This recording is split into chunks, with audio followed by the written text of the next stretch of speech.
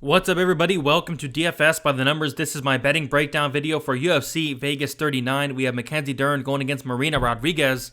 And as always, we're going to talk about this card from a betting perspective and strictly a betting perspective only. If you do want a further, more in-depth breakdown on why I like which fighter, on why I'm betting what, check out my full card breakdown and prediction video I posted on Tuesday, and then also my live stream after the weigh-ins I did on Friday. So, yeah, let's get into it. So if you guys can please leave a like, subscribe to the channel if you have not yet. Me, Uncle Weezy, Narco Cop, and a special guest will be going live 1 o'clock p.m. Eastern Time on Saturday on fight day, 1 hour prior to the prelims, giving our best bet for each and every fight on the card. So check out that live stream. But with all that out of the way, I say we get into it. And I'll be honest, guys, this card is not great. We have 9 fights, 3 bets lost for me. I had 3 bets in terms of the Hawes and Win fight.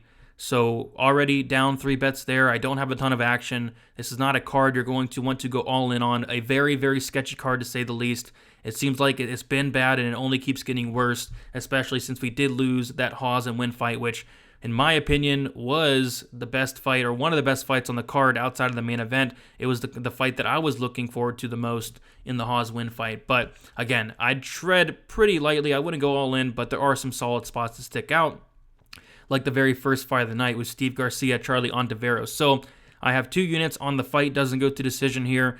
Charlie Ontiveros is a killer be killed fighter, more on the killed side. This guy is the definition of show me the door. I think this guy is very, very limited in a lot that he does bring to the table in terms of, his striking is okay. He's very big, he's very long, he has some power. He's somewhat dangerous against these lower level guys, but he is somebody that is physically and mentally, I think he's made out of glass. I mean, I've seen this guy quit in multiple fights. I've seen him, get taken down and quit shortly after. I've seen him look at the ref at one point and say, I'm done during a fight. And I don't think this guy is physically or mentally strong. And I think once Garcia starts, hitting him very hard, I think there's a good chance that Garcia does finish him early. So I like Garcia.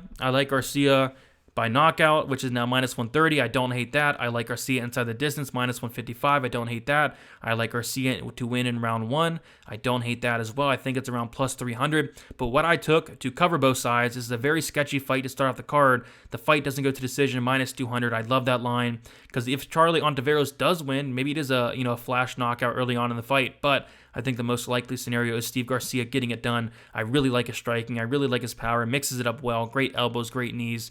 And I think he does put away Charlie Ontiveros for the 8th time in his career. Yes, you heard that right. Charlie Ontiveros has been finished 7 times in his career. I think it becomes 8 against a very dangerous Steve Garcia. So kicking off the night with some violence.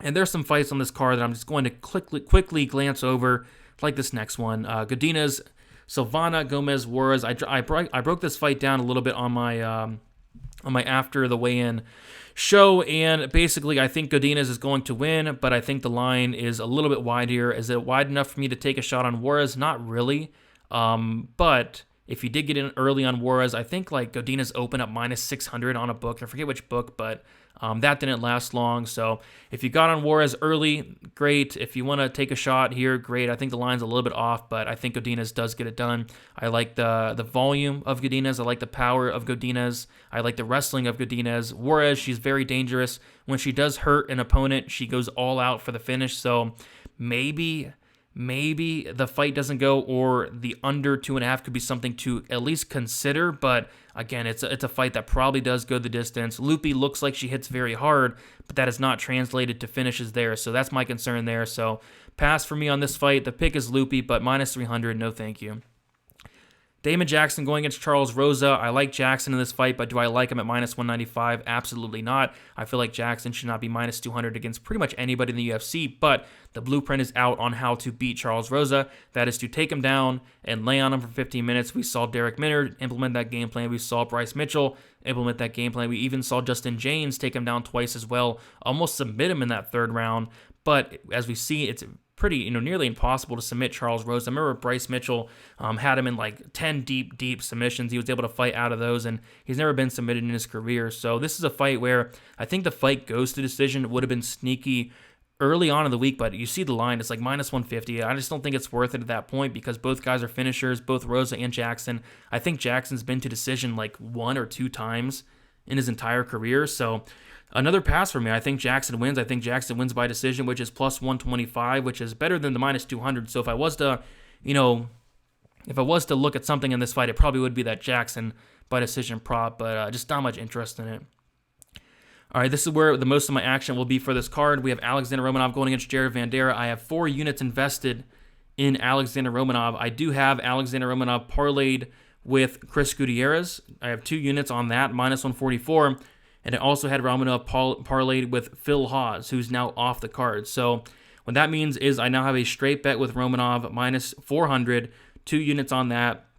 And then also parlayed with Chris Gutierrez, 2 units, minus 144. So all in all, I have 4 units total on Alexander Romanov here, which I'm completely fine with. He's now like minus 700 on some books. I saw him minus 900, I think, on BetOnline at one point. And, for a really good reason. We saw that, Spivak was able to take down Vanderaa multiple times fairly easily. I don't think Vanderaa offered much resistance, and I think that Romanov's a better wrestler and more dangerous than Spivak. And Spivak was able to kind of take him down, and then towards the second round, it looked like Vanderaa just wanted out of there. It looked like he just turned around, and Spivak was able to let off some ground and pound and get him out of there. I kind of see the same thing happening. I think Romanov's going to take him down and probably finish him shortly after. So Romanov, highly invested, 4 units total for me. If he wins, it should be a decent night. If he loses, it'll be a bad night, but I'm pretty confident that Romanov does get it done. Not a lot of things to be confident in on this card, but Romanov is one of them.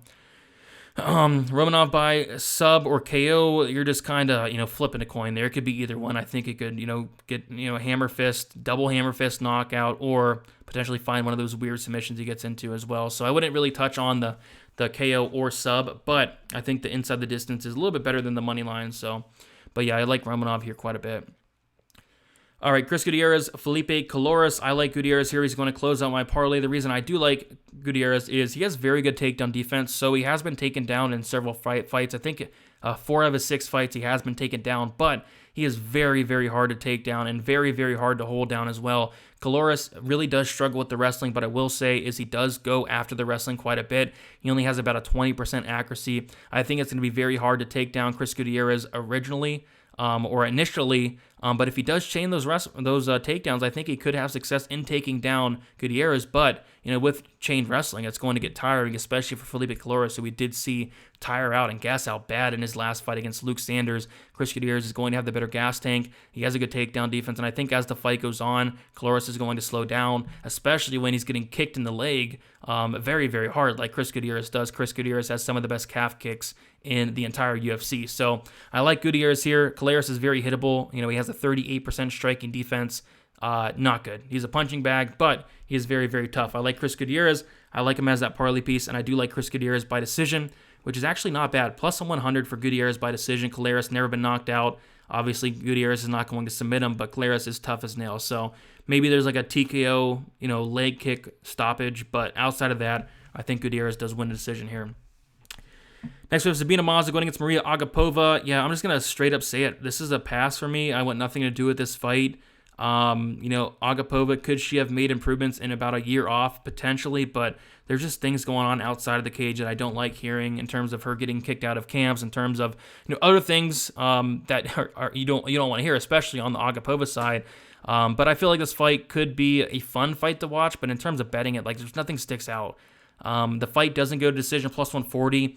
If anything kind of sticks out, we saw Shanna Dobson finish Agapova. Agapova is dangerous in her own right, so if Agapova does gas really bad, again, if Shanna Dobson can finish a gassed Agapova, Sabina Mazzo can. So if anything, that, but I just want to stay far away from this fight. I see a ton of people betting it, and good luck. It's hard to have a good read on this one. Matheus Nicolau, Tim Elliott, and I do have a bet on this one. I have half a unit on Matheus Nicolau to win by sub, plus 500, and the reason being is because what is Elliott going to do like he does in all of his fights, and that answer is wrestle, averages 4 takedowns per 15 minutes, and Elliott has been submitted a handful of times. He's been submitted 5 times, and he's been submitted 4 times in the UFC, and Nicolau is a legit BJJ black belt, very good grappler. Nicolau actually has more submission wins than he does knockout win. So Nicolau very dangerous on the mat. I could see Elliott, putting himself in a very bad spot like he does do a lot, and Nicolau, catching a submission there. So I think Nicolau by subs not bad. I think the Nicolau money line's not bad as well, -190. But I just wanted a little sprinkle, a little poke on that Nicolau by sub because I think there's going to be some opportunities there. Randy Brown, Jared Gooden. Another fight where I think Brown wins, but I just don't want to touch the -240. Gooden's very dangerous, but with him being dangerous, he's very hittable as well. He does absorb a lot of strikes. We saw in the Joban fight, Joban was just teeing off on him for 3 rounds, and he's very tough, he's very durable, but Brown's a very, very dangerous fighter. Both guys are very dangerous fighters. I think the under 2.5 rounds, the fight doesn't go, are all in play. What I did personally was I have a half a unit on the fight to not start round 3. I think this fight does end early. I think it's going to be one of those fights where they just stand in the middle and bang until one man falls, which concerns me on the Brown side because Brown is going to be the more fragile guy out of the two, right? Brown's been knocked out twice. He got knocked out by Luque, by Nico Price, hammer fist from the bottom. So I'm going to say Gooden. If he does win, it's by knockout, which is +400. If you're on the Gooden side, I'd recommend taking that route. But I think Randy Brown does get it done inside the distance himself, which is +115. But ultimately, I'm covering both sides, but the fight does not start round 3, which is +100. So don't hate that. Rodriguez, Dern. Yeah, I think the move is fight does not go to decision, but you take a look at it and it's -285. Like that's crazy. I would never touch that. Like this fight very well could go to decision if Dern's not able to get takedowns, or if Dern does get a takedown and maybe she does not get a submission, maybe she does control Rodriguez for a round, or Rodriguez maybe she does not knock out Dern. I could very well see a scenario where this does go to decision. So -285 just scares the crap out of me. And if you guys know me, you guys know that I am the biggest violence guy out there, but -285 for a fight like this, yes, it should finish, but my goodness, that's a wide line. So I'm staying away from it. I don't like any props on this. If you're on it's simple as this. If you're on the Dern side, look at inside the distance -130. Look at submission -105. She's not going to win a decision. For Dern to win a decision, she's going to have to get at least 3 takedowns in this fight, 1 in each round that she's going to win. She's not going to win on the feet. So Dern, if you like Dern inside the distance, I think decision is not going to happen. I'd be shocked if it did. Absolutely shocked if it did. Rodriguez, if you like Rodriguez, take a look at the knockout prop, +350. Take a look at the decision prop, +400. Those are her 2 paths to victory. So, yeah, I mean, I don't have any interest in this fight, betting it. I don't have any action on this fight. In terms of the money line, it's a clear dog or pass situation. I'm going to pick Dern to win. I think this fight does hit the mat at some point, and she probably does insta-sub Rodriguez, but -190 is just, it doesn't make sense. It makes no sense in a fight that she's going to be losing clearly up until she finds a takedown. And if she does not find a takedown, we're going to see Rodriguez look like a huge favorite. But I'll pick Dern. I'll say this fight does find the mat one way or another, whether it is Dern finding a takedown, exploiting the pretty poor takedown defense of Rodriguez, or maybe Rodriguez slips at some point, like seems to happen in a lot of Dern fights. Their opponent slips, Dern ends up on top, and then the fight is over shortly after. So, yeah, guys, short card, 9 fights, not much to talk about, not many bets to talk about, not many spots to talk about. I would tread lightly.